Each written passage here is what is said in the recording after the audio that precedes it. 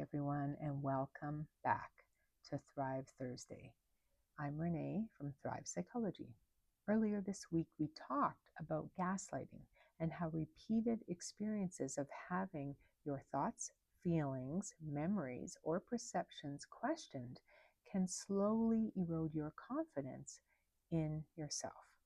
One of the most painful effects of gaslighting isn't just what someone says or does, it's what happens afterwards. You may start second guessing yourself. You may constantly wonder if you're overreacting.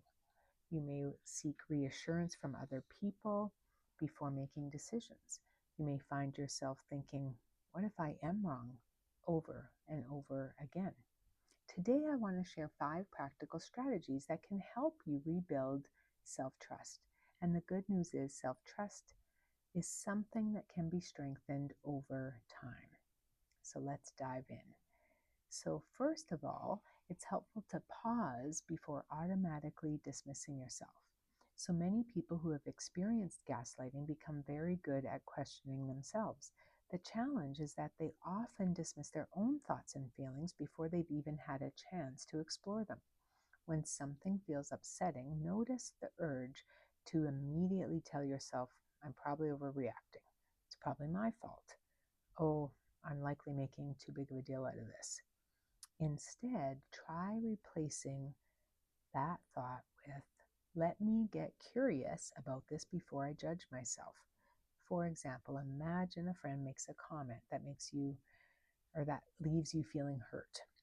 Instead of immediately deciding you're too sensitive, pause and ask, what specifically felt uncomfortable about that interaction? You don't have to assume you're right. You also don't have to assume you're wrong, but instead be curious. The second strategy is keeping a journal. And when we start to have damaged self-trust, writing things down can be incredibly helpful.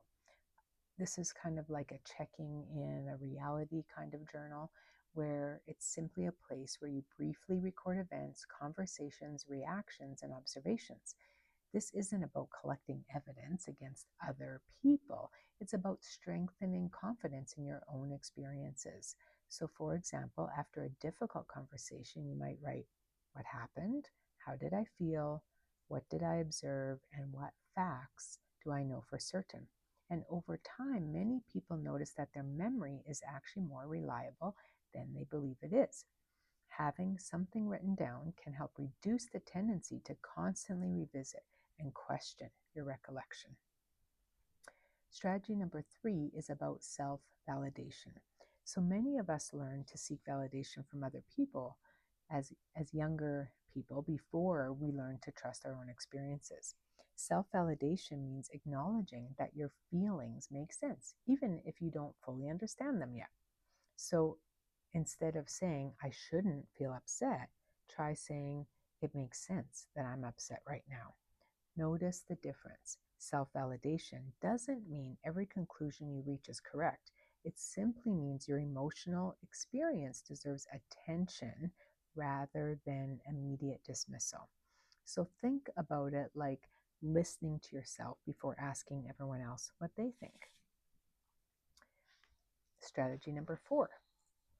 So looking for patterns instead of focusing on isolated moments. So what that means is when people struggle with self-trust, they often become preoccupied with figuring out whether a single interaction was good, bad, right, or wrong.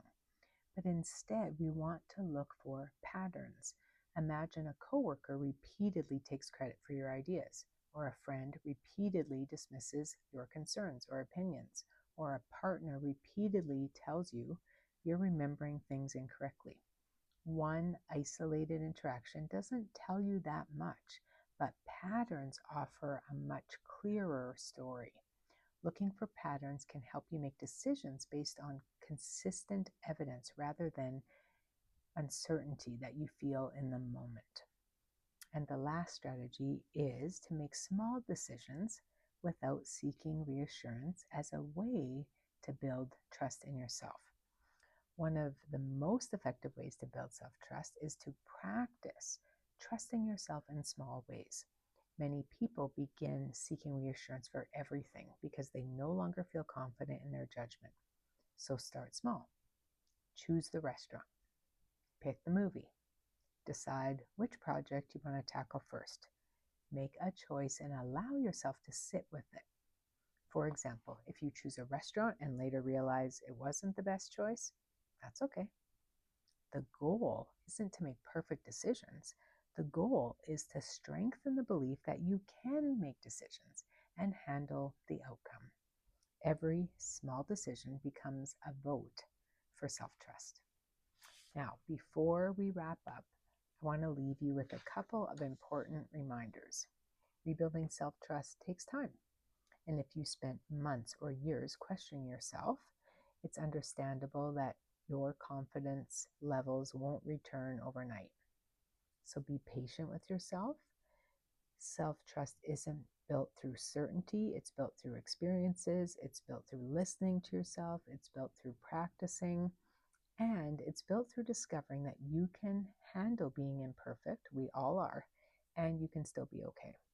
So this week, I invite you to choose just one of these 5 strategies and practice it consistently. Small steps really do add up. Thank you for joining me today. Until next time, take care of yourself.